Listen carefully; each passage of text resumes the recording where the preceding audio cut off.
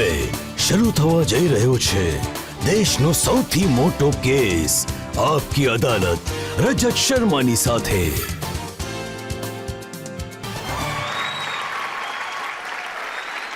નમસ્કાર. Thank you very much. તો આવો શરૂ કરીએ આપકી અદાલતમાં આજનો મુકદ્દમો. આજે મારા મહેમાન છે એક એવા લીડર જેમણે ઘણા સંઘર્ષથી, ઘણી મહેનતથી દેશની રાજનીતિમાં પોતાની જગ્યા બનાવી, જેમણે પોતાની છાતી પર ગોળીઓ પણ ખાધી, લાઠીઓ પણ ખાધી, કારાવાસ પણ ભોગ્યો. એક એવા લીડર જે પોતાની કોન્સ્ટિટ્યુઅન્સીમાં ઘણા લોકપ્રિય છે અને હવે કોંગ્રેસ પાર્ટીના દેશના સૌથી મોટા નેતાઓમાંના એક છે. Please welcome leader of the opposition Adhir Ranjan Chowdhury.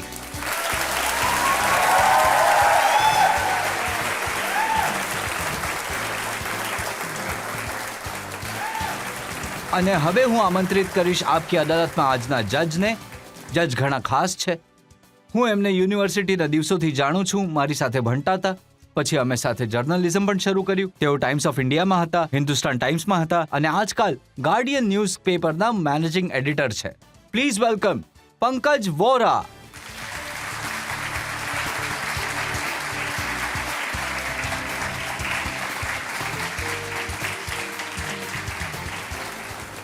અને હવે એ પહેલા કે આપકી અદાલતમાં આજનો કેસ શરૂ કરીએ, આરોપો અને સવાલોનો સિલસિલો શરૂ કરીએ, આજના જજ પંકજ વોરાની પરવાનગી લઈશું આજનો કેસ શરૂ કરવા માટે.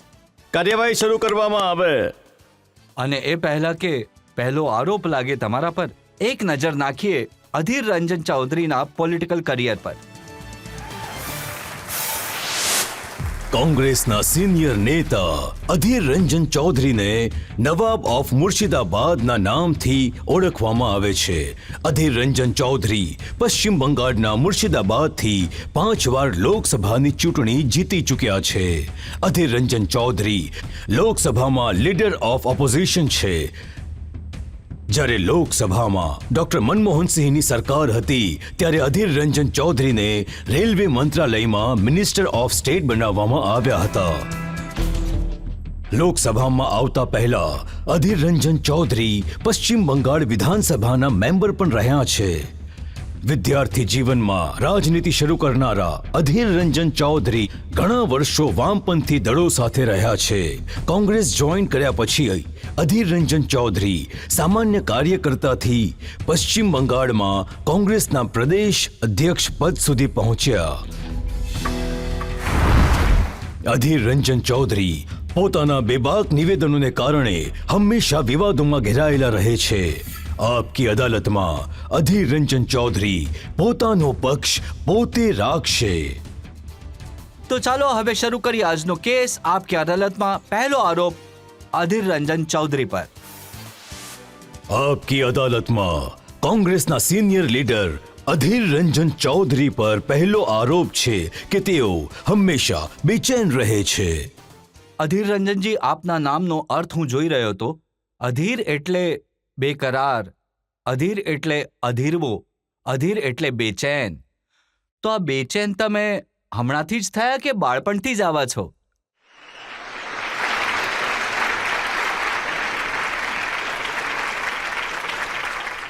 મારા પિતા અને માતાએ જ્યારે મારું નામ પસંદ કર્યું હતું તો ચોક્કસ સમજી વિચારીને જ કર્યું હશે.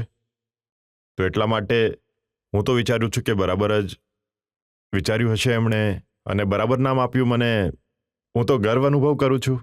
બેચેન રહેવું તો જરૂરી છે. હું અસ્થિર છું, અધીર છું અને ઘણી બધી વસ્તુઓ માટે બેસબર થઈને રાહ પણ જોઈ રહ્યો છું.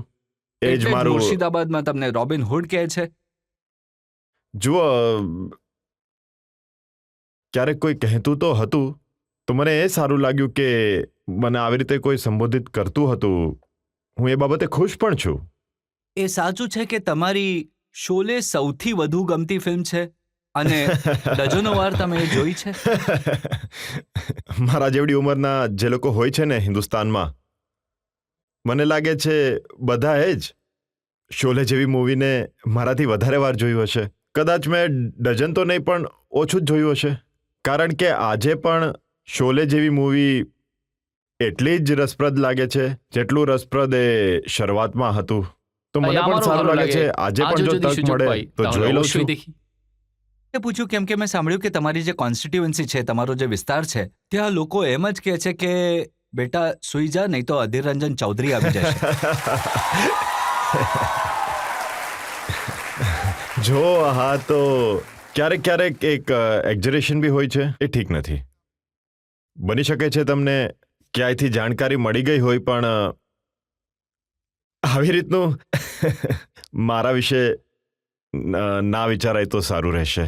હું લોકોનો પ્રેમ, આશીર્વાદ અને પ્રાર્થના લઈને ચાલું છું, અને લોકોનો પ્રેમ અને દયા ના હોત તો આપકી અદાલતમાં આવવાનું મને આમંત્રણ ન મળ્યું હોત. તો એ સાચું છે કે તમે પહેલા નક્સલવાદી બની ગયા હતા, બળવાખોર થઈ ગયા હતા, હા. શરૂઆતથી જ રિબેલ રહ્યા છો તમે? બિલકુલ. તમે કદાચ જાણતા હશો કે બંગાળમાં સૌથી પહેલા હિન્દુસ્તાનમાં નક્સલાઈ સિયાસતની એટલે કે નક્સલાઈ જે મૂવમેન્ટ શરૂ થઈ હતી તે સમયે હું તો એક વિદ્યાર્થી હતો. લાગ્યું કે આમાં જ દેશની ભલાઈ હશે, અચ્છાઈ હશે, ગરીબોને બધી સમસ્યાઓથી, તકલીફોથી મુક્તિ મેળવવાનું આ સૌથી સારું માધ્યમ બનશે, એક માર્ગ બનશે. ચલો આમાં કેમ ના સામેલ થવાય. તો પણ એ સમયે હું તો મેચ્યોર હતો જ નહીં. હું તો સ્કૂલમાં ભણતો હતો, અને એ પણ ગામ જેવી એક શહેરની સ્કૂલમાં, સરકારી સ્કૂલમાં.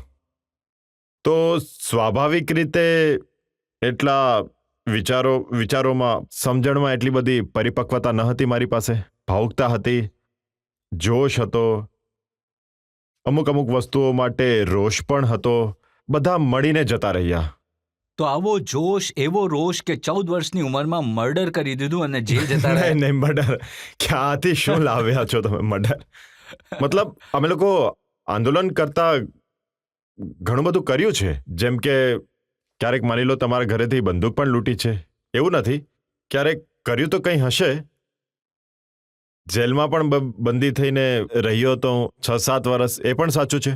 મેં સાંભળ્યું કે જે દિવસે તમને અરેસ્ટ કર્યા એ દિવસે તમારા બેનના લગ્ન હતા. હા, બહેનના લગ્ન હતા. હું આવ્યો હતો કેમ કે ઘણા દિવસ ફરાર રહ્યો હતો. તો બહેનના લગ્નમાં મને લાગ્યું ચાલો એકવાર બહેનના લગ્નમાં કેવા લગ્ન થાય છે, ઠીકઠાક થાય છે ને ચાલો જોઈએ. બસ એટલે પકડાઈ ગયા. તક મળી ગઈ અને તકનો એમણે ફાયદો પણ બહુ સારી રીતે ઉપાડ્યો અને હું બચી ના શક્યો. તમે 14 વર્ષની ઉંમરમાં જેલ ગયા, 7 14 વર્ષ જેલમાં રહ્યા. 15 વર્ષ. ચાલો 15 રાખીએ. હા.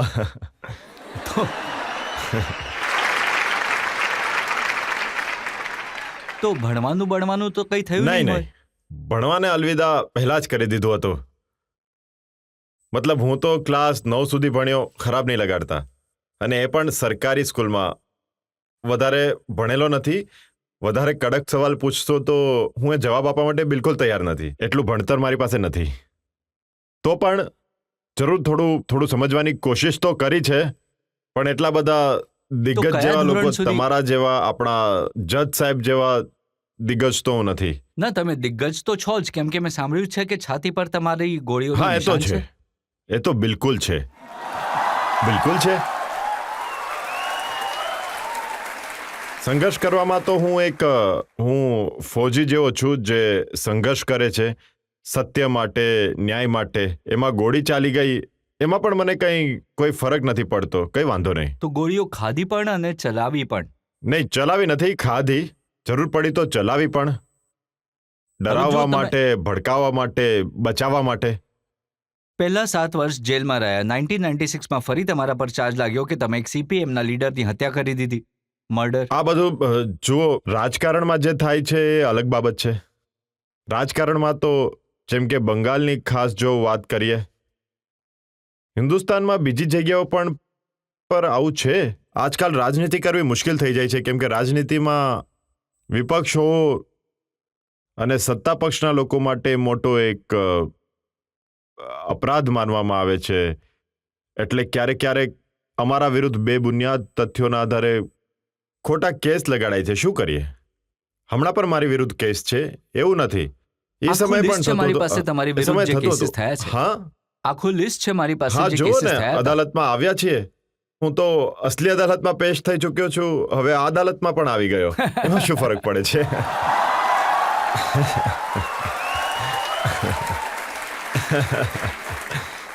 અસલી અદાલત તો આ છે જનતાની, જેમાં તમને વારંવાર જવું પસંદ પડે છે છે. મને. જનતા નક્કી કરે છે કે એ તમે તો અલગ વસ્તુ છે. એ અદાલતમાં જવામાં મને પણ ઘણો રસ છે. હું ઈચ્છું છું કે વારંવાર જનતાની અદાલતમાં સામે ઊભો રહીને જેટલું મારી પાસે મારા વશમાં છે બધા જવાબ આપું. એમાં મને કોઈ નારાજગી નથી. કોઈ પણ અહીંયા જેટલા છે આપણા સાથીઓ, ભાઈ બહેનો જેટલા પણ છે, આપણા જે વડીલે છે, જે પણ મરજી હોય તમે સવાલ તો પૂછી શકો છો. 2005માં પણ આરોપ લાગ્યો તો ડબલ વધુ મર્ડર. નહીં કહો, ડબલ ટ્રિપલ લાગે છે બંગાળમાં.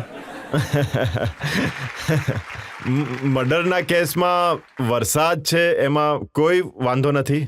જે પણ વિરુદ્ધ સારી રીતે જો કોઈ સત્તારૂઢ પાર્ટી વિરોધી થાય છે તો ક્યારેક ક્યારેક થઈ જાય છે. પણ- હું તો ઈચ્છું છું કે અદાલતની સામે હાજર થાવ અને જો ખરેખર મેં કોઈ ખોટા કામ કર્યા હોય, કોઈ જો ગેરકાનૂની કામ કર્યા હોય તો મને પણ સજા થવી જોઈએ.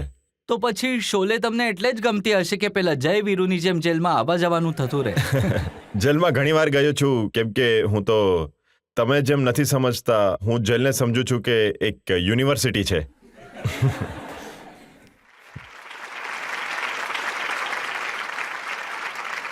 પણ શું સાચે જ તમે ક્યારે કોઈનું ખૂન કર્યું છે? જો ખૂન કર્યું પણ હોત તો હું અદાલતમાં કેમ કહું?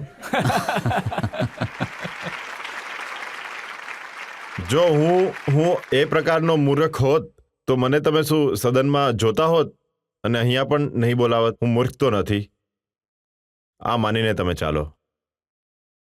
આજે તમે ઇલેક્શનની એફિડેવિટમાં ડિક્લેર કર્યું એમાં 26 કેસીસ છે. હા, એમાં ઘણા બધા મર્ડરના ઘણા કેસીસ બધા. છે. ઘણા બધા.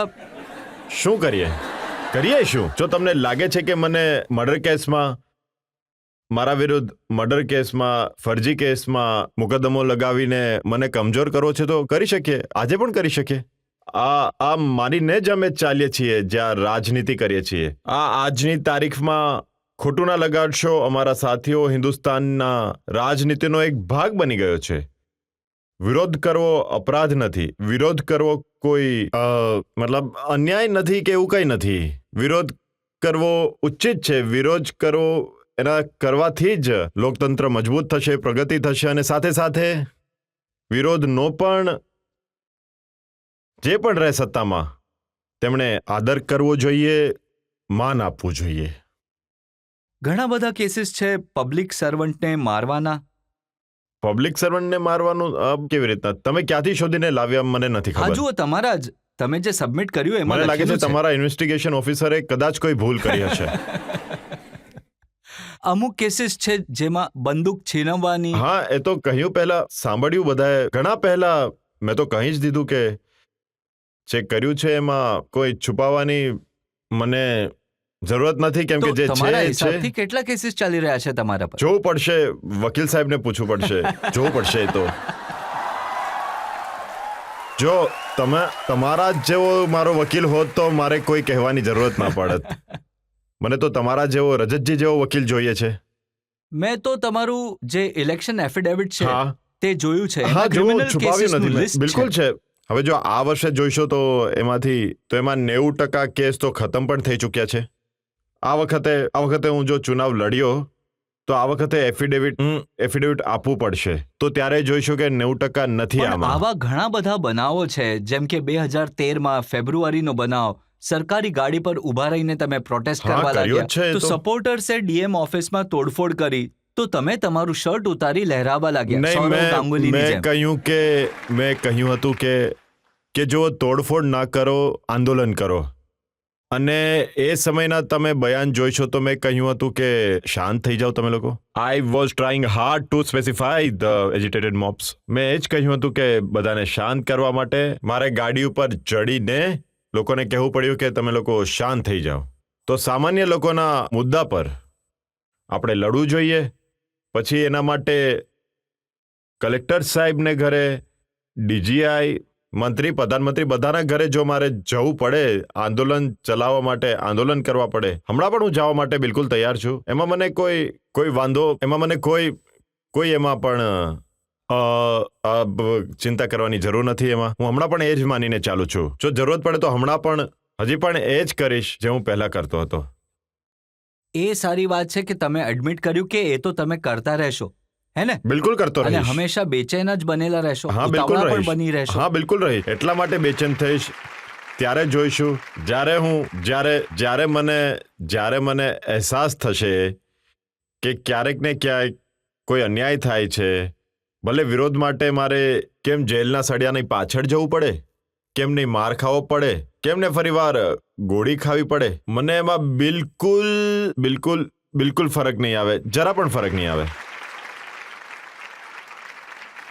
તો અહીંયા અધીર રંજનજી બ્રેક માટે રોકાઈશું અને બ્રેક પછી આપકી અદાલતમાં અધીર રંજન ચૌધરી પર આરોપો અને સવાલોનો હજી એક દોર. મેં વખતે કહ્યું કે નીરવ મોદી તો નહીં આવ્યા, પણ નરેન્દ્ર મોદીજી, તમે કેવી રીતના નીરવ મોદી બની ગયા છો?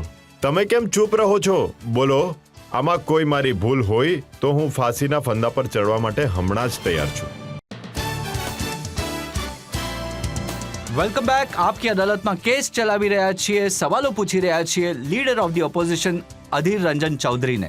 આપકી અદાલતમાં આગલો આરોપ. આપકી અદાલતમાં વિરોધી દળના નેતા અધીર રંજન ચૌધરી પર આરોપ છે કે તેઓ બેજવાબદાર છે. અધીર રંજનજી, તમે લીડર ઓફ ધી ઓપોઝિશન છો. ઘણી જવાબદારી વાળું પદ છે.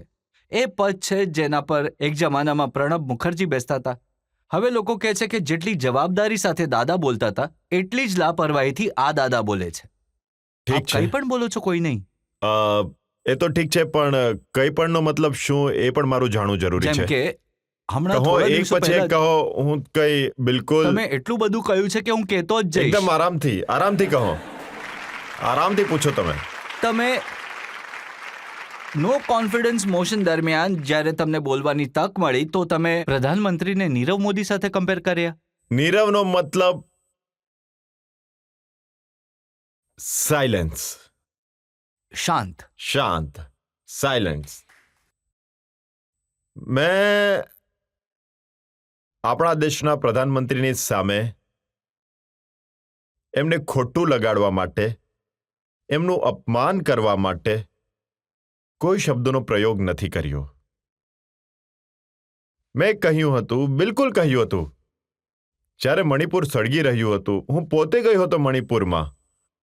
મણિપુરની દુર્દશા તમે સમજી શકો છો. આખું મણિપુર 2 ટુકડામાં વહેંચાઈ ગયું છે. જે પહાડવાસી છે, હિલ પર રહે છે, એ ઘાટીમાં નથી જઈ શકતા, પ્લેન્સમાં નથી જઈ શકતા, અને જે પ્લેન્સમાં રહે છે એ પહાડ પર નથી જઈ શકતા. બંને પક્ષના હાથમાં એક નહીં, હજારોની સંખ્યામાં આધુનિક હથિયારો છે બંને પક્ષોના. એ હથિયાર કેવી રીતના લૂંટાયા? માની લો કોઈ એક પોલીસની ચોકી છે જ્યાં મેથીના ઓફિસર છે. એ બધા હથિયારો ખોલીને આપી દીધા એમના જાતિવાળા લોકોને. માની લો કોઈ જગ્યાએ જ્યાં કુકી પોલીસવાળા છે, એ બધા હથિયારો ખોલીને કુકી લોકોને આપી દીધા. ચાલો, પોતાની જાતના લોકોને બચાવવા માટે ખોલીને બધા હથિયાર આપી દીધા ત્યાંથી. હવે શું થાય છે ખબર છે? બેઓ જાતિના લોકોના હાથમાં હજારોની સંખ્યામાં બધા હથિયારો અને સાથે સાથે લાખોની સંખ્યામાં ગોળીઓ. તમે એ વિચારી લો કે બેસીને શું ચાલી રહ્યું છે ત્યાં. આપણા ગૃહમંત્રી સદનમાં આવીને જ્યારે બયાન આપે છે કે આપણા જેટલા સેના બળને મેં તૈનાત કર્યું છે, એ લોકોને હું બફર ઝોનમાં તૈનાત કરી દીધા છે. બફર ઝોન મતલબ શું થાય છે? જ્યાં બંને પક્ષો આમને સામને થવાની હાલતમાં છે, આને કહેવાય બફર ઝોન. તો વચ્ચે રહી સેના, એક તરફ એકવાર, બીજી તરફ બીજી વાર. તો આમાં તમને શું લાગે છે કે આપણા દેશની આ હાલત આપણા માટે યોગ્ય છે? આપણે જો સદનમાં આવીને કહીએ કે અમે બફર ઝોનમાં સેના તૈનાત કરી દીધી છે, તમારે તો બધા જે હથિયાર લૂંટાયેલા હતા એ હથિયારને શોધવા માટે સેનાને મોકલવા જોઈતા હતા. બરાબર કહું છું ને? જેથી લોકોની અંદર ફરી સૌહાર્દ બનાવવા માટે, ભાઈચારો બનાવવા માટે, અમન અને ચેનનો માહોલ બનાવવા માટે બધી કોશિશ કરવી જોઈતી હતી, બધા પ્રયાસ કરવા જોઈતા હતા, બધા પગલાં લેવા જોઈતા હતા. 27 લાખ વસ્તીવાળું રાજ્ય, આટલું મોટું હિન્દુસ્તાન, આટલી આપણી તાકાત, તો આપણે કેમ સંભાળી ન શકતા? 3 મહિના વીતી ચૂક્યા છે, છતાં પણ લૂંટ, ખૂન, બળાત્કાર આ ચાલી રહ્યું છે. તમને સાંભળીને નવાઈ લાગશે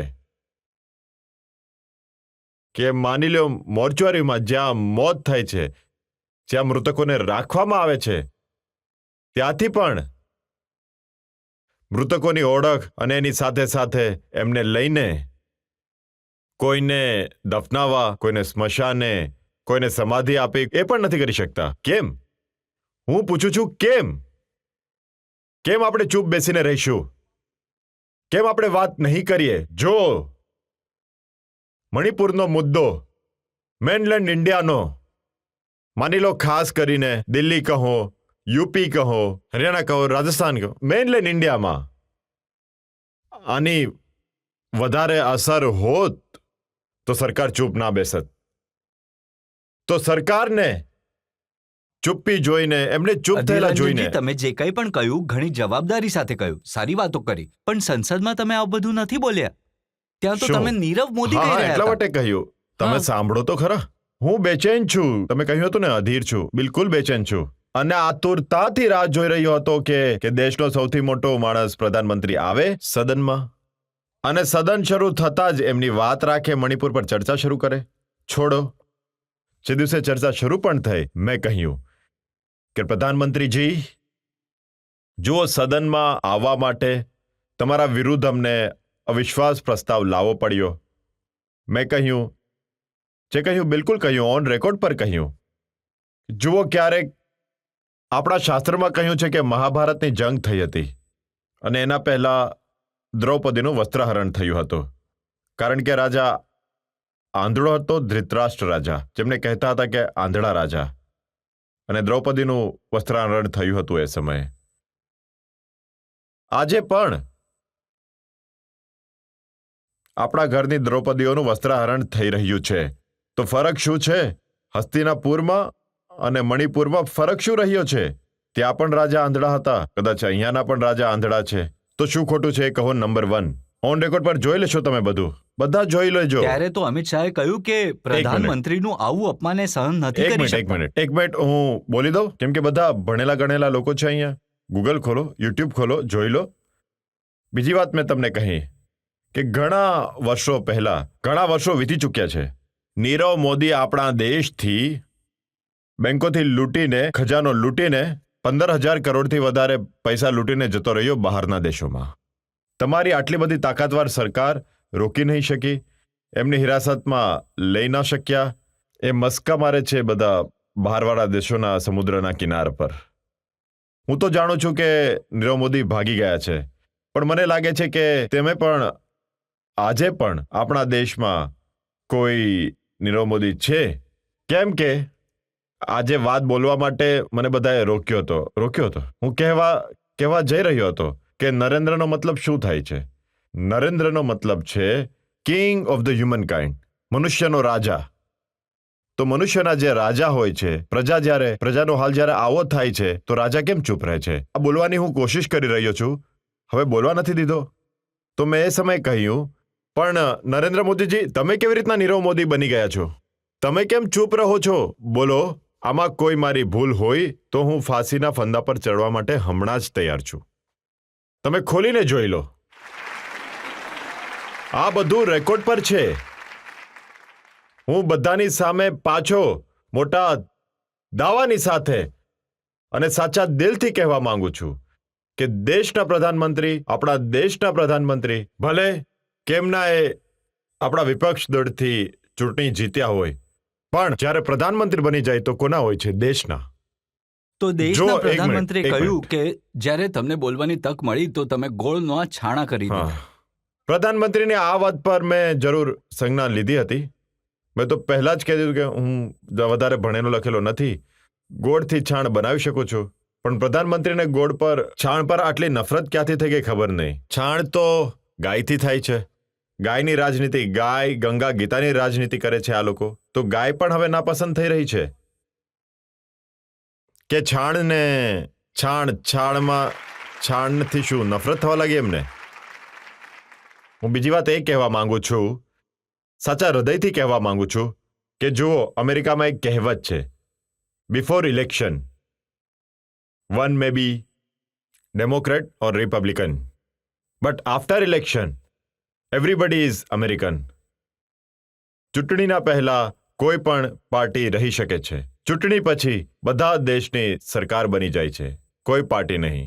તો આપણે આ રીતનું પાલન અહીંયા કેમ ના કરી શકીએ? આ જ રીતના વિષયમાં તમારા જૂના સાથી જ્યોતિરાદિત્ય સિંધિયા તમારી વાત પર બોલ્યા હતા. તો સિંધિયાજીએ કહ્યું કે અધીર રંજન ચૌધરીને ના તો દેશની ચિંતા છે, ના મણિપુરની ચિંતા છે, ના પ્રધાનમંત્રીના રિસ્પેક્ટની ચિંતા છે, ના રાષ્ટ્રપતિની ચિંતા છે. એમને પાર્ટીમાં માત્ર પોતાની હેસિયત બચાવવાની ચિંતા છે. તો એમ પણ કોઈ ચિંતા છે, પણ એમને શું ચિંતા છે? પણ એમની શું ચિંતા છે? બોલો. એ અમારી પાર્ટીથી ઉછરીને આગળ વધ્યા, મોટા થયા. એમના પિતાજી પોતે જ્યોતિરાદિત્ય સિંધિયા.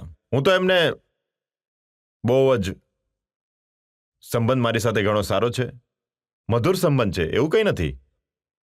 પણ આજે વાત એ દિવસે હતો હું ત્યાં, તો મારો કહેવાનો અર્થ એ છે કે ભાઈ, પોતે તમે ધર્મ પાલન નહોતો કર્યો.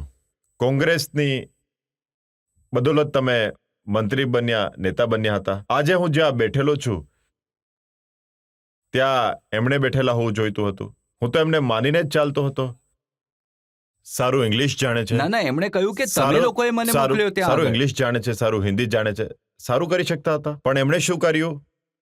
પોતાના રાજને બચાવવા માટે, ધર્મને બચાવવા માટે, સંપદાને બચાવવા માટે જ્યારે મોદીજી અને અમિત શાહ તરફથી ઈડી અને સીબીઆઈની ધમકી મળી તો સીધા એમની પાર્ટીમાં સામેલ થઈ ગયા. હું આવું નહીં કરી શકું, કેમ કે ના મારી પાસે ધન છે, ના સંપત્તિ છે, ના મને કોઈ ડર છે.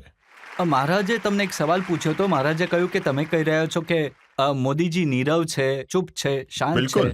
પણ જ્યારે મણિપુરમાં 123 લોકો મર્યા હતા, ઘણા દિવસ સુધી કર્ફ્યુ લાગેલો હતો, ભયાનક હિંસા થઈ હતી, મનમોહનસિંહ પ્રધાનમંત્રી હતા, તમે કોંગ્રેસ પાર્ટીમાં હતા, તમે તો મનમોહનસિંહને ક્યારેય નથી કહ્યું કે તમે મની બાબા થઈ ગયા. હું એક આંકડો મૂકવા માંગુ છું તમારી બધાની સામે. 10 વર્ષથી પ્રધાનમંત્રી જેને કહે છે કે મનમોહન, તેમણે 70 વાર ભાષણ આપ્યા. 70 વાર. હું ફરી કહીશ, 10 વર્ષમાં 70 વાર એમણે ભાષણ આપ્યા સદનની અંદર. તો પણ એ મનમોહન કહેવાયા. અને આપણા હિન્દુસ્તાનના પ્રધાનમંત્રી નરેન્દ્ર મોદી, જેમણે દરેક વસ્તુમાં બોલ્યું છે, પછી એ ચાંદ હોય કે મધ્યપ્રદેશના ફોરેસ્ટનો ચીતો હોય, દરેક વાતમાં બોલે છે, ચાંદથી ચીતા સુધી. પણ એમણે પાછલા 10 વર્ષમાં પાર્લામેન્ટમાં માત્ર 30 વાર તેઓ સામેલ થયા હતા ચર્ચામાં. તો કોણ મૌન છે અને કોણ મૌન નથી એ તમે જાતે જ વિચાર કરી લો. રેકોર્ડ પર હું વાત કરું છું. હું પાર્લામેન્ટના એક કોંગ્રેસ પણ એ જે પાર્ટીમાં 2 કલાક 13 મિનિટ અરે બોલ્યા હતા, રેકોર્ડ એટલું તો- કરવામાં માહિર છે. એમને રેકોર્ડ બનાવતા તો આવડે જ છે, બીજું શું. એટલે રેકોર્ડ કરવા જાણે છે. ભાઈ, કહી રહ્યો છું, રેકોર્ડ એટલે કર્યો એમણે કે 2.5 કલાક વાતો તો કરી, પણ મણિપુરના મુદ્દા માટે 3 મિનિટ બચી. મણિપુરના મુદ્દા પર 3 મિનિટ બોલ્યા અને ભાષણ 2.5 કલાકનું. તો પોતે જ જાણી લો કે કેટલો રસ ધરાવે છે પણ મણિપુરના જ્યારે મુદ્દા પર. મણિપુર વિશે બોલી રહ્યા હતા તો તમે ઉઠીને કેમ જતા તો રહ્યા? શું કરીએ? 2 કલાકથી અમે વારંવાર કહી રહ્યા હતા કે મણિપુરની વિશે કંઈ બોલો, મણિપુર વિશે કંઈ બોલો, પણ કોઈ અમને જવાબ નથી આપતું. જો એવું કહી દે કે મણિપુર વિશે પછી બોલીશ, 2 કલાક પહેલા થવા દો, ત્યાર પછી તો હું બેસી રહ્યો હોત. 2 કલાક પોતાનું ભાષણ આપશે, એ પછી જ્યારે ભાષણ પૂરું થશે ત્યારે મણિપુર પર આવશે. તો હું શું કરું? બેસીને થાકી ગયો. એમના મંત્રીઓ પણ થાકી ગયા હતા. તમે વિઝ્યુઅલ જુઓ, તમારી પાસે બધા વિઝ્યુઅલ છે. કોઈ સૂઈ રહ્યું હતું, કોઈ ઊંઘમાં લથડી રહ્યું હતું. ના, એ તો બધા નારાઓ લગાડતા હતા. નારા લગાડીને થાકી ગયા હતા એ લોકો. મોદીજીને તો એ લોકો પોતાના ભગવાન માને છે, એ લોકો પણ થાકી જાય છે નારા લગાડીને. તો થાક્યા પછી એમને ઊંઘ આવી જાય છે. એ પણ શું કરે બેચારા? આવું કરવા લાગ્યા. તમે જુઓ, વિઝ્યુઅલ જોઈ લો. તમારા વિશે કહેવાય છે કે આ પહેલી વાર નથી કે જ્યારે તમે પ્રધાનમંત્રી વિશે આવી અપમાનજનક વાતો કરી હોય. આ તો તમારી આદત છે. રાષ્ટ્રપતિ વિશે તમે એમને રાષ્ટ્રપતિ કહી દીધા હતા. બિલકુલ કહ્યું. હું મારી કોઈ ભૂલ હોય તો એ ભૂલ માનવા માટે અહીંયા બેઠો છું.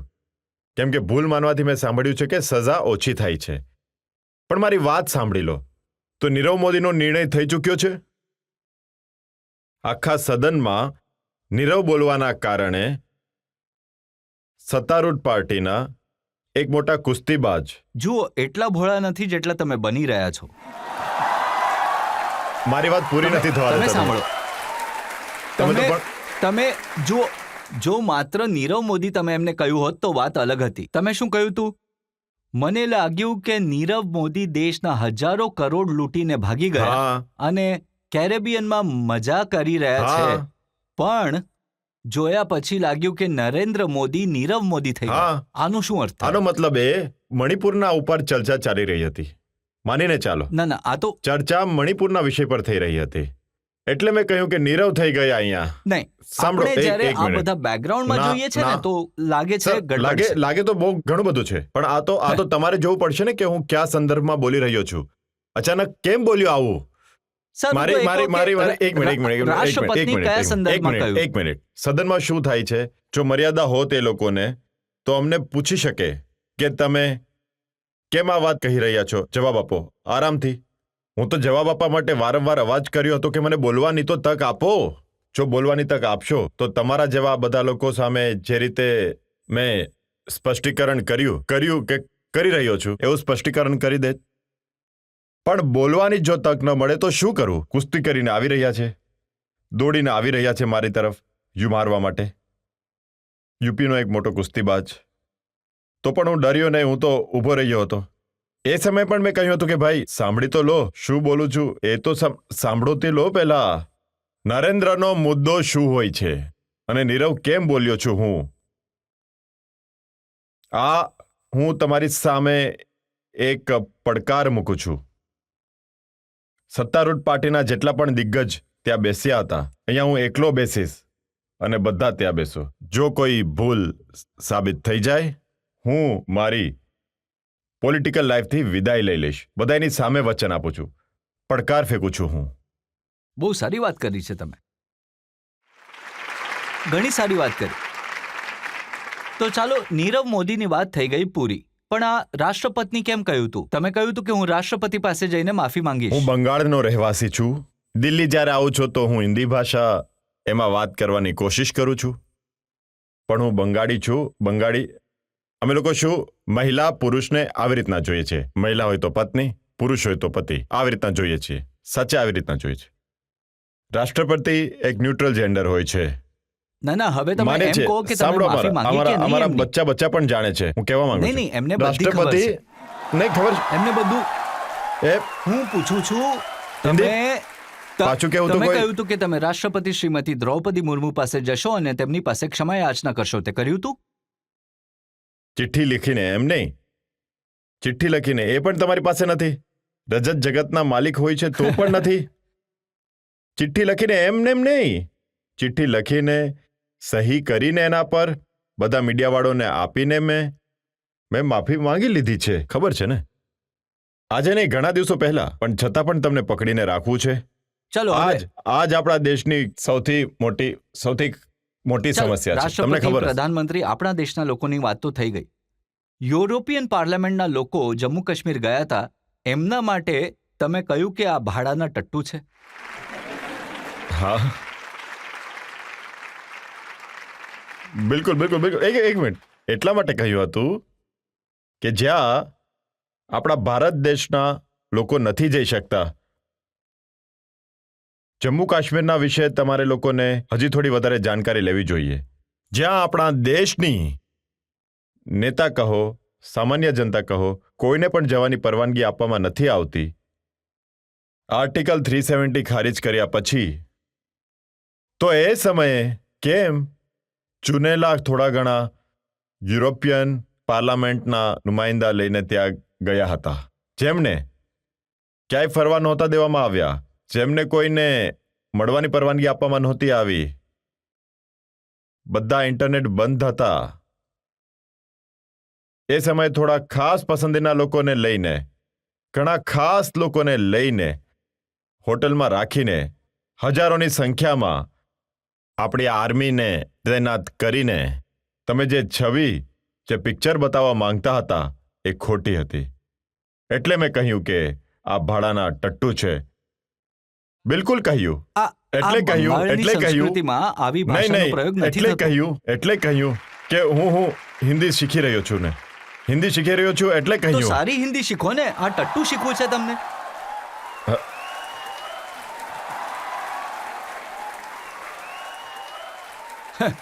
હિન્દીમાં તો ઘણા સારા સારા શબ્દો છે. શીખવાની તો ઘણી કોશિશ કરું છું. હિન્દી ભાષા એક દિવસમાં તો નથી શીખી શકાતી. તમારા જેવી હિન્દી આટલું સારું હિન્દી બોલો છો તમે, તો પણ તમને નીરવનો મતલબ ખબર નહોતી. મને સારી રીતે ખબર હતી. તો તમે કેમ તર્ક કરી રહ્યા છો? તમે જો આટલા મોટા જ્ઞાની છો હિન્દીમાં, તો નીરવનો અર્થ કેમ નથી ખબર તમને? મેં જ તમને કહ્યું હતું કે નીરવનો અર્થ થાય છે શાંતિ. નહીં, નીરવનો મતલબ ચૂપ પણ. ચૂપ રહેવાનો નીરવનો અર્થ થાય. જુઓ, નીરવનો મતલબ એટલે ચૂપ રહેવાનું. એ પણ બાય ઇમ્પ્લિકેશન એ પણ થાય છે. જો તમે નીરવ શબ્દનો અર્થ જોશો તો કોઈ પણ શબ્દનો અર્થ એક નથી હોતો, એના ઘણા બધા અર્થ હોય છે. આનો મતલબ છે શાંત, એવી વ્યક્તિ જેની પાસે શબ્દ નથી, એક એવી વ્યક્તિ જે સાયલન્ટ છે, એવી વ્યક્તિ જે ખામોશ છે. તમે સાયલન્ટ ને પકડ્યું. હા, તેમાં હું શું તમને બધું શીખવાડી દઈશ, હિન્દી, ઉર્દુ, હું પણ તમને અંગ્રેજી, શીખવાડી દઈશ. હું પણ તમને શીખવાડીશ, બધું નહીં. હું જેટલું શીખ્યો છું. આના પર ઘણી વાત થઈ ગઈ. હજી એક વસ્તુ તમને યાદ કરાવવા માંગુ છું. બીજેપીના એક સ્પોક્સ પર્સનની વાત સાંભળી રહ્યો હતો.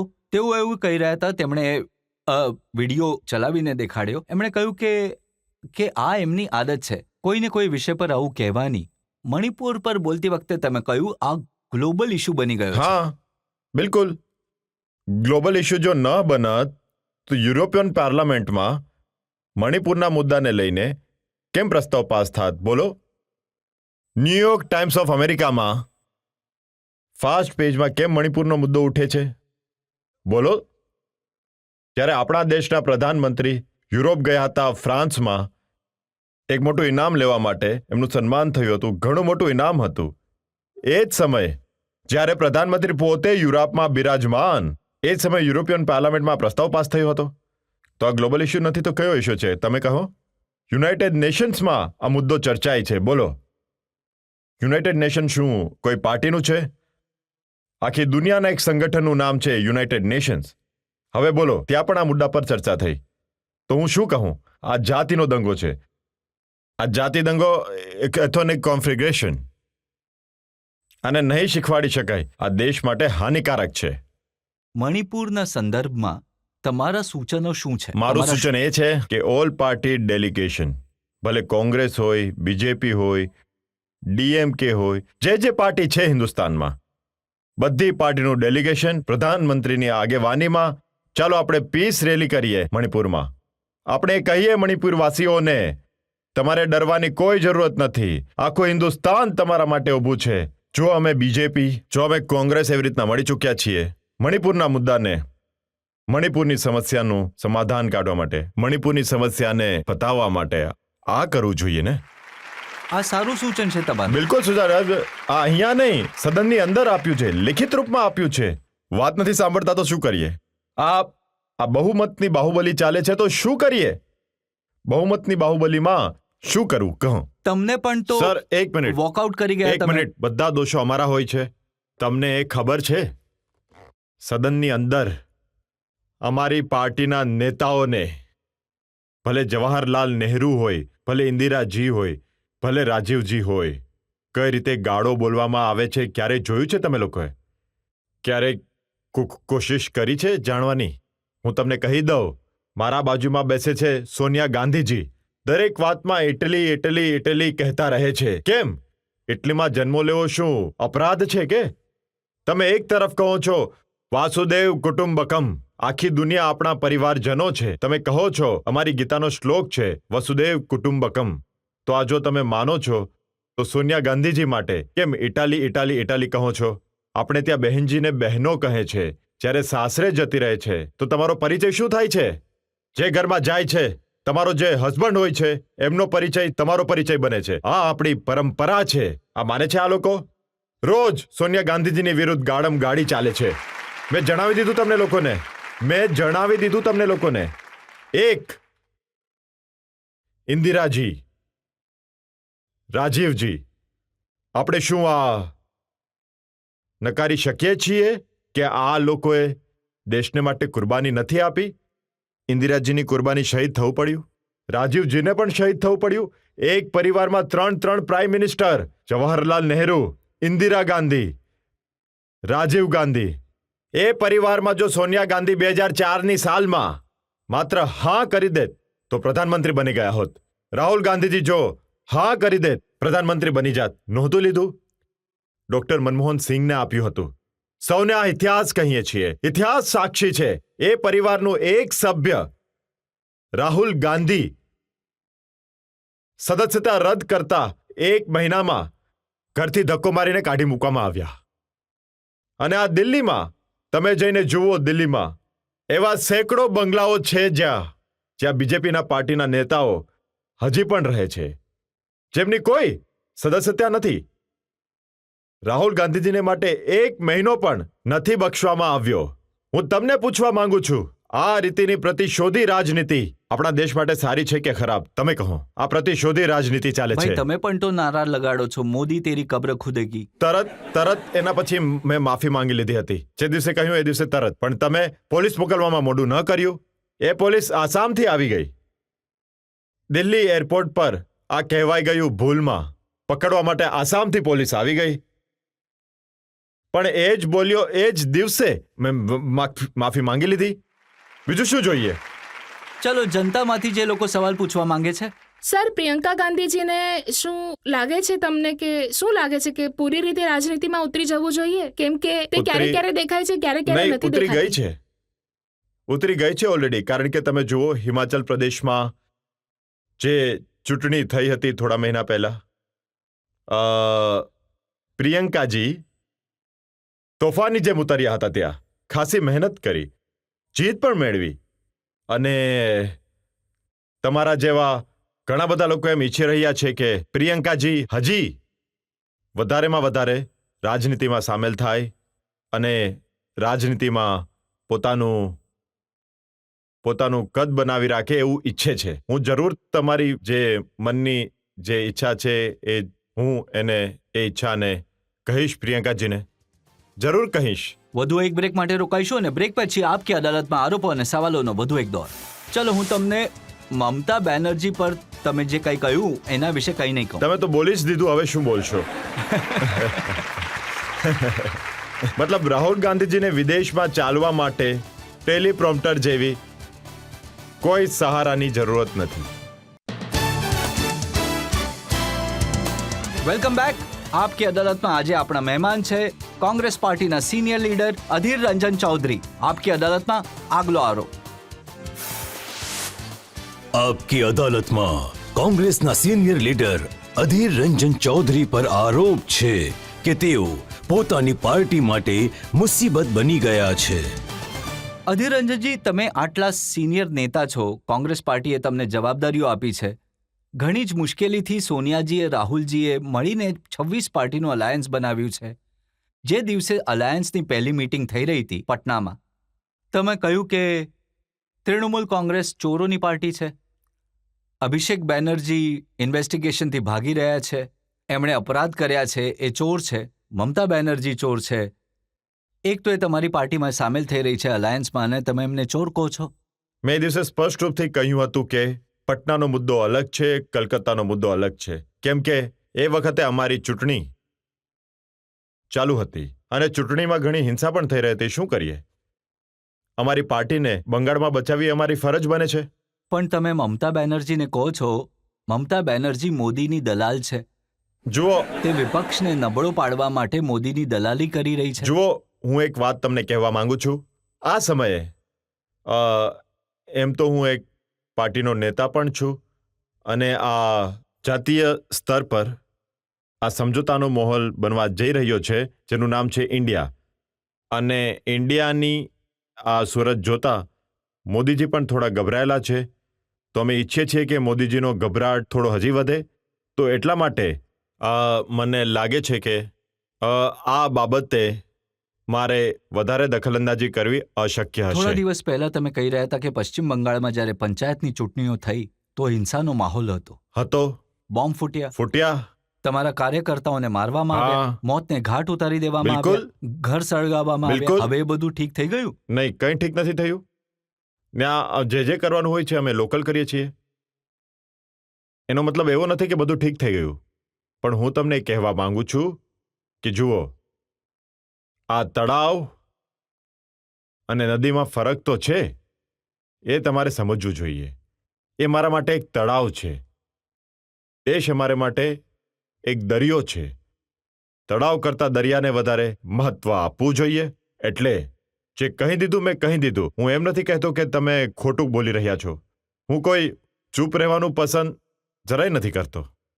જો હા તો હા, ના તો ના કહી દઉં છું. પણ આ સમયે જ્યારે માહોલ બની રહ્યો છે તો આ માહોલમાં હું કોઈ ફૂટ નાખવાનું કારણ નહીં બની શકું.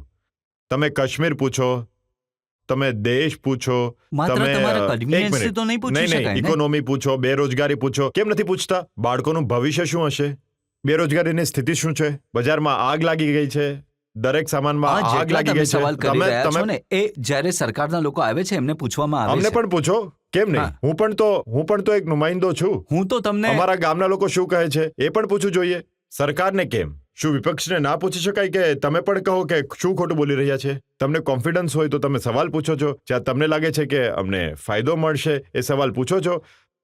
પણ અસલ મુદ્દો એ છે અધીર કે રંજનજી, હું તો માત્ર તમને તમારી કહેલી વાતો યાદ કરાવું છું. હું મારી તરફથી તો હા, કંઈ જ નથી કહી રહ્યો. હું એમ નથી અને કહેતો કે જૂની હું તમને વાત નથી. સલાહ આપું છું. આ તો હું તમને સલાહ આપી રહ્યો છું કે આ વિષયમાં પણ ચર્ચા થવી જોઈએ. જરૂર થશે. સરકાર પક્ષ જ્યારે અહીંયા હશે તો તે બધા ફેરવી તોડીને વાત કરશે, ગુમરાહ કરવાની એવું વાત લાગે કરશે. છે કે અમે જે લોકો જ્યારે મામલામાં અહીંયા તમે આવીશું, ફસાઈ શકો છો તેના પર જવાબ નથી આપવા બિલકુલ માંગતા. માંગીએ છીએ.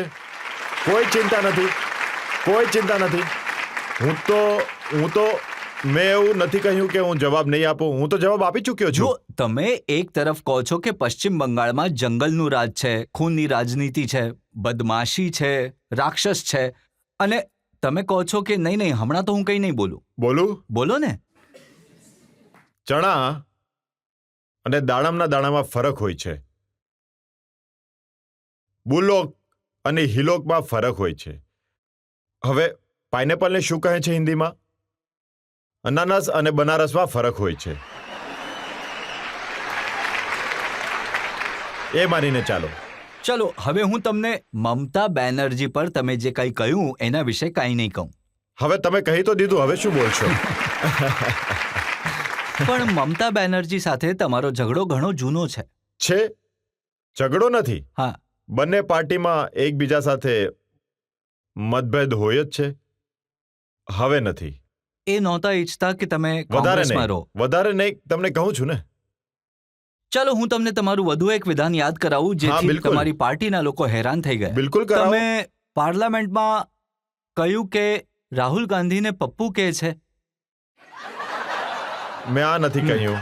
મેં જરૂર કહ્યું. મેં કહ્યું કે જે લોકોએ રાહુલજીને પપ્પુ કહ્યા છે એ લોકો માટે મારી એક સલાહ છે. સલાહ એ છે કે આપણા પ્રધાનમંત્રી એ પણ વિદેશ યાત્રા કરે છે, રાહુલજી પણ કરે છે. તમે કદાચ જોયું હશે, પ્રધાનમંત્રી તો દર મહિને જાય છે, રાહુલજી વચ્ચે જાય છે.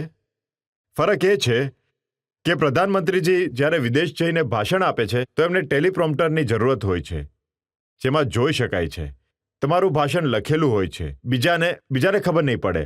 પણ જે વક્તા છે એમને ખબર પડશે કે શું લખેલું છે, વાંચીને બોલે છે. આને કહે છે કે ટેલિપ્રોમ્પ્ટર. અને રાહુલ ગાંધીજી બે બાકીથી વાત કરવાનું જાણે છે. ભલે એ ઓક્સફોર્ડ હોય, ભલે સ્ટેનફોર્ડ હોય, ભલે હાર્વર્ડ હોય, પણ જે પણ હોય, મતલબ રાહુલ ગાંધીજીને વિદેશમાં જવા માટે ટેલિપ્રોમ્પ્ટર જેવા કોઈ સહારીની જરૂરત નથી. રાહુલજી બે બાકીથી પોતાના દમ પર વાત કરવાનું જાણે છે. પણ આપણા દેશના પ્રધાનમંત્રી, જેમને ટેલિપ્રોમ્પ્ટરની જરૂરત હોય છે, તો પણ રાહુલ ગાંધીજીને કેમ પપ્પુ કહેવામાં આવે છે? તમને જો ખોટું લાગે તો અલગ વાત છે. આ મારા વિચાર છે. હું મારા વિચાર પર, મારા સિદ્ધાંતો પર ચાલું તો છું. એમને પપ્પુ નહીં કહેવું જોઈએ. તમે સમજી લો. પપ્પુ શું કામ કહેવું જોઈએ એ તો હું સમજાવવાની કોશિશ કરી રહ્યો છું. તમારું ક્યારનો. વધુ એક બયાન હું તમને કહું છું. નહીં, પપ્પુ કેમ કહેવામાં આવે છે એ પણ કમસે કમ બોલો, ત્યારે હું કહીશ કે કેમ ના બોલી શકાય. આ તો બીજેપી વાળા કહે છે. અમારું કામ છે તમને સવાલ પૂછવા. તમે ચાઇના વિશે એક ટ્વીટ કર્યું હતું. હા. તમે લખ્યું હતું, be careful China, Indian forces know how to defeat. હા. યાદ છે તમને? હા. કઈ રીતે? પાર્ટીએ પછી તમને કહ્યું કે તમે ખોટું કહી દીધું અને પાછું નહીં. લો. આનંદ શર્માનું સ્ટેટમેન્ટ મારી એ પાસે તો છે. બહુ જૂની વાત છે. બીજી હા. વાત છે એ જ્યારે મેં કહ્યું કે આ લોકો યલો પહેરેલ આપણા માટે ખતરો છે, એ અલગ વાત હતી. તમે ના, પણ તમે અહીંયા- લોકો આ સાથે નહીં, જ પણ મુશ્કેલ છે. અહીંયા આનંદ શર્માએ નહીં, કહ્યું નહીં, કે તમારી સાથે આ જ એમનું મુશ્કેલ outburst છે. હતું અને પછી એમણે કહ્યું કે views of Lok Sabha leader Adhir Ranjan નહીં, ચૌધરી ઓન નહીં, ચાઇના આર ઇઝ નહીં, નહીં, એ ઠીક કહ્યું. મારો જે વ્યૂ હતો એ કહ્યું. મેં કહ્યું હતું કે ચાઇના આપણા માટે યલો પેરેલ બનતો જાય છે. મતલબ પીળો ખતરો, યલો પેરેલ. હવે જુઓ, લદ્દાખમાં ઘૂસી ચૂક્યા છે, અરુણાચલમાં ઘૂસી ચૂક્યા છે. ત્યારે જ તો ખતરો કહેવાય છે છે કે કે- નહીં કહો? તો મેં મારો વ્યૂ કહ્યો. મને લાગે છે કે આ આપણા માટે ખતરો છે, ચાઇના મારા માટે ખતરો છે. ત્યારે કહ્યું જ્યારે લદ્દાખમાં ઘટના નહોતી ઘટી, જ્યારે અરુણાચલમાં આપણી સરજમીન પર ઘૂસીને ચાઇનાએ ગામ નહોતા બનાવ્યા, ત્યારે કહ્યું હતું. મને લાગ્યું એટલે કહ્યું હતું. આ ખતરો મને અનુભવ થયો હતો એટલે મેં કહ્યું હતું. એમાં અન્યાય શું છે? તો આનંદ શર્માને આનંદ તકલીફ કેમ શર્માને થઈ? એ લાગે છે કે પોતાના ઇન્ડિવિજ્યુઅલ મત ઓપિનિયન છે. હા, મારો ઇન્ડિવિજ્યુઅલ ઓપિનિયન હતો, હમણાં પણ ઇન્ડિવિજ્યુઅલ ઓપિનિયન છે, હું કહી રહ્યો છું. હવે દેશ માને છે આ. એ સમયે મારો ઇન્ડિવિજ્યુઅલ ઓપિનિયન હતો, બિલકુલ હતો, પણ એ પ્રોબેટિક હતો. હા, મારો ઇન્ડિવિજ્યુઅલ ઓપિનિયન વોઝ પ્રોબેટિક. ચાઇના લદ્દાખમાં 2000 સ્ક્વેર ફીટ કિલોમીટર આપણી જમીન ઉપર કબજો કરીને બેસી ગયું છે. અરુણાચલમાં 300થી વધારે ગાંવ વસાવી લીધા છે. આપણા માટે ખતરો બનતા જઈ રહ્યા છે. સિક્કિમ, અરુણાચલ, આપણા માટે આ લદ્દાખ, દરેક જગ્યા પર અરુણાચલથી લદ્દાખ સુધી આપણા માટે ખતરો બનતા જઈ રહ્યા છે. એટલે મેં એ વખતે કહ્યું યલો પેરિલ, મતલબ પીળો ખતરો. હવે બોલો, આમાં શું અન્યાય છે? બરાબર કહ્યું હવે તમે. મારી પાર્ટીમાં કોઈને લાગ્યું કે આ પાર્ટીનું નહીં, પોતાનો મત છે, એ છે તો છે. ચલો, અમારી પાર્ટી લિબરલ પાર્ટી છે.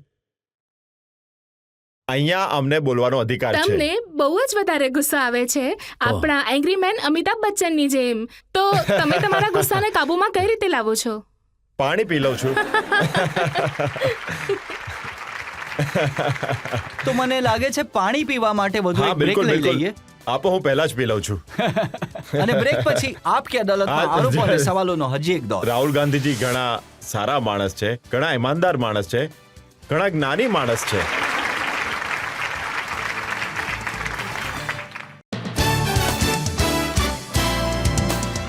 Welcome back. આપ કે અદાલતમાં આજે આપણા મહેમાન છે કોંગ્રેસ પાર્ટીના સિનિયર લીડર અધીર રંજન ચૌધરી. આપ કે અદાલતમાં આગલો આરોપ. આપકી અદાલતમાં કોંગ્રેસના સિનિયર લીડર અધીર રંજન ચૌધરી પર આરોપ છે કે તેઓ ભુલક્કડ છે. આ આરોપ તમારા ઘરેથી આવ્યો છે. તમારો બર્થડે હતો, ઉજવવા માટે તમારી પત્ની દુબઈમાં રાહ જોતી રહી અને તમે ફ્લાઇટ મિસ કરી દીધી. શું કરીએ? ક્યારેક ક્યારેક એવું થઈ જાય છે, ફસાઈ જાય છે કોઈ કામમાં તો થઈ જાય છે કામમાં. તો પછી વળી હશે. બિલકુલ, બાપરે. હંમેશા પડે છે આ તો. તમે તો કદાચ મારાથી વધુ ભાગ્યશાળી હશો. મને તો આ હંમેશા જ તમારા ખીજાય છે. વાઈફ અહીંયા જ છે, એમને જ પૂછી લઈએ કેવું લાગ્યું એમને. ઘણું સારું, કેમ કે સાચું કહ્યું. એમની સચ્ચાઈ જ એમની તાકાત છે, and I like that. Thank you. તો મેં સાંભળ્યું છે કે ક્યારેક ક્યારેક તમે રસ્તા પણ ભૂલી જાઓ છો, પોતાનું ઘર પણ ભૂલી જાઓ છો કે ક્યાં જવું છે. નહીં, એવું નથી. ચાલતા ચાલતા ક્યારેક થઈ જાય છે, ભીડભાડમાં થઈ જાય છે. દિલ્હી એટલું સારું છે હું જાણતો પણ નથી. દિલ્હીમાં થોડું ભૂલભુલૈયા છે ને દિલ્હીના રસ્તા. દિલ્હીના રસ્તા મતલબ મારી એટલી જાણ પહેચાન ઓછી છે દિલ્હીના રસ્તાની, એટલે ક્યારેક ક્યારેક પૂછવું પડે છે કે અહીંયાથી ક્યાંથી જવાનું છે. એવું થાય છે ક્યારેક, દરેક વ્યક્તિને થાય છે, મને કદાચ વધારે થાય છે. પણ મેં સાંભળ્યું કે બધું ભૂલી શકો છો, તમે ફૂટબોલ જોવાનું નથી ભૂલતા. ગમે તો છે. તો વર્લ્ડ કપ જોવા જાઓ છો તમે? હા, જાઉં છું. એક દિવસ માટે જાઉં છું. ફાઇનલ, જો ટિકિટ મળે તો. ઘણી મહેનત કરીને જોવાની કોશિશ કરું છું ક્યારેક ક્યારેક, પણ મેદાનમાં મતલબ ઇતિહાસનો સાક્ષી બનવું, અને એ પણ ફૂટબોલના દુનિયાના ઇતિહાસનું સાક્ષી બનવું મને ઘણું ગમે છે. હું ફરવા માટે નથી જતો, ખાલી ફાઇનલમાં જાઉં છું, જોઈને તરત જ પાછો આવી જાઉં છું. પણ જવાનું ગમે છે. જો તક મળે તો ઘણી ખુશી થાય છે, ઘણી મજા આવે છે, ઘણો આનંદ મળે છે. જનતામાંથી કોઈ સવાલ પૂછવા માંગે છે? મારો સવાલ તમને એ છે કે તમે કોને તમારો સૌથી મોટો પોલિટિકલ દુશ્મન માનો છો, મોદીજીને કે મમતા બેનર્જીને?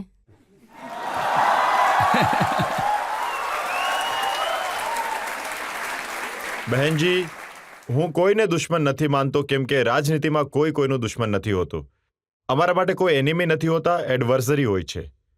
એમણે વિપક્ષ તીર હોય નિશાના છે. પર માર્યું છે. વિપક્ષ હોય છે બહેનજી, વિપક્ષ હોય છે, દુશ્મન નથી બનતા. અને બીજી વાત એ છે કે પોલિટિક્સમાં કોઈ સ્થાયી દુશ્મન પણ નથી હોતા, કોઈ સ્થાયી દોસ્ત પણ નથી હોતા. તો પણ હું કહું છું, દુશ્મન કોઈને નથી માનતો. મોદીજી દેશના પ્રધાનમંત્રી છે. હું જેટલી ઇજ્જત એમને આપવી જોઈએ એનાથી વધુ ઇજ્જત આપવા માટે તૈયાર છું, કેમ કે દેશના પ્રધાનમંત્રી છે.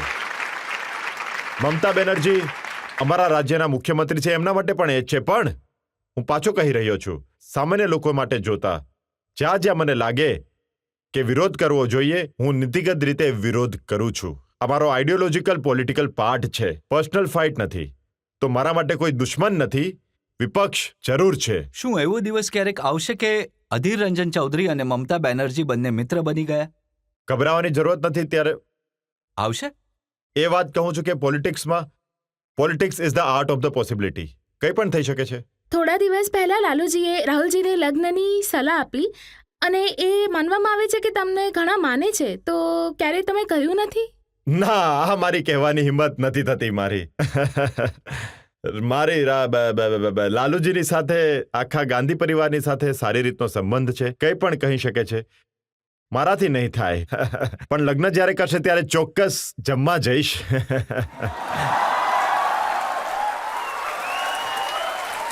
પણ એમના વિશે તો કહેવાય છે ને કે ક્યારેક તે આંખ મારે છે, ક્યારેક ફ્લાઇંગ કિસ આપે છે, ક્યારેક મોહબ્બતની દુકાન ખોલે છે. જુઓ, જે પણ કરતા હોય રાહુલ ગાંધીજીને સમજાવવાની કોશિશ કરો તો સારું છે. રાહુલ ગાંધીજી ઘણા સારા માણસ છે, ઘણા ઈમાનદાર માણસ છે, ઘણા જ્ઞાની પણ છે. એમની ઘણી બધી વાતો છે જેને તોડી મરોડીને લોકોની સામે એક ખોટી છબી ઊભી કરવામાં આવે છે. આ યોગ્ય નથી.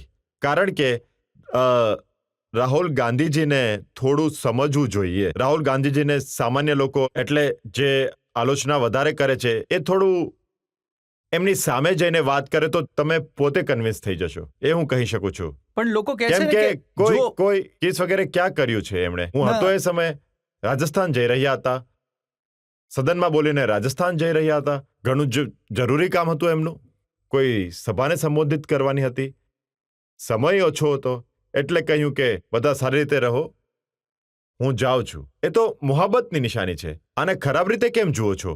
આ કોઈ જેન્ડરની નિશાની થોડી છે. આપણે નમસ્કાર કરીએ છીએ, આ ઠીક છે. જો તમે દોષ શોધશો તો દરેક વસ્તુમાં દોષ જ મળશે તમને. તમે કહો છો ને કે એમને મળવું જોઈએ, વાત કરવી જોઈએ, તો હિમંત વિશ્વ શર્મા આવ્યા હતા અહીંયા, તે કહી રહ્યા હતા કે મળવા ગયા તો એ કૂતરાને બિસ્કિટ ખવડાવી રહ્યા હતા. કૂતરાને બિસ્કિટ ખવડાવવા કોઈ પાપ તો નથી, એમનો પણ તો જીવ છે. નંબર 1. નંબર 2 હું કહું છું ડોગ, DOG, ઊંધું કરો, ગોડ. તો એને બિસ્કિટ ખવડાવવામાં ખોટું શું છે? એમને બિસ્કિટ ખવડાવવામાં ખોટું શું છે? કૂતરાને બિસ્કિટ ના ખવડાવવામાં એ કહેતા હતા કે એ જ પ્લેટમાંથી ખવડાવતા હતા જેમાંથી બાકી લોકો મારું ખાતા હતા. મારા ઘરમાં એક છે ડોગ, ઘરડો થઈ ગયો છે. લોકો કહે છે ભગાડી દો. મેં કહ્યું ના, જ્યાં સુધી એ જીવતો રહેશે મારા ઘરમાં જ રહેશે. ખોટું શું છે? બધાને પ્રેમ કરવો જોઈએ. તમે આટલી સારી વાત કરી છે, તમે ડોગ લવર છો જાણીને સારું લાગ્યું. તો મને લાગે છે કે અહીંયા એક બ્રેક લઈ હવે લઈએ. શું બ્રેક? આ વખતે હવે રજા આપી દો બસ. રજા આપી દઈએ, ઠીક છે. મને મારા તરફથી એક વાત મારે જરૂર કહેવી છે, વખાણ કરવા છે કે આજે સવાલ પૂછવાવાળા જે છે એમાં આપણા ઘરની બહેનોની સંખ્યા વધારે છે. એ મને સારું લાગ્યું. તો આવો એક બ્રેક લઈ લઈએ અને બ્રેક પછી સાંભળીશું આપ કી અદાલતમાં આજના જજ પંકજ વોરાનો નિર્ણય આજના કેસ પર.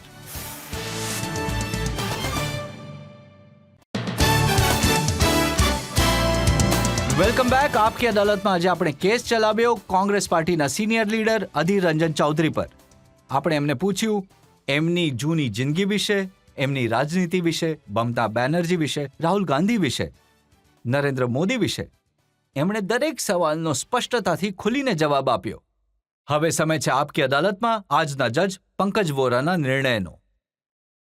અધીર રંજન ચૌધરી એક એવા વ્યક્તિ છે જેમના કારણે એમની પાર્ટી બંગાળમાં આજે પણ જીવે છે. આ અદાલતનું માનવું છે કે અધીર રંજન ચૌધરી એક ફાઇટર છે અને એક તરફ એ પોતાની પાર્ટીમાં સંઘર્ષ કરી રહ્યા છે પોતાની જગ્યા બનાવવા માટે, અને બીજી તરફ એ પોતાના પ્રતિદ્વંદી છે એમની સાથે જંગ કરી રહ્યા છે. અને અધીર રંજન ચૌધરી પર જે આરોપો લગાડવામાં આવ્યા છે એમને આ અદાલત ખારીજ કરે છે.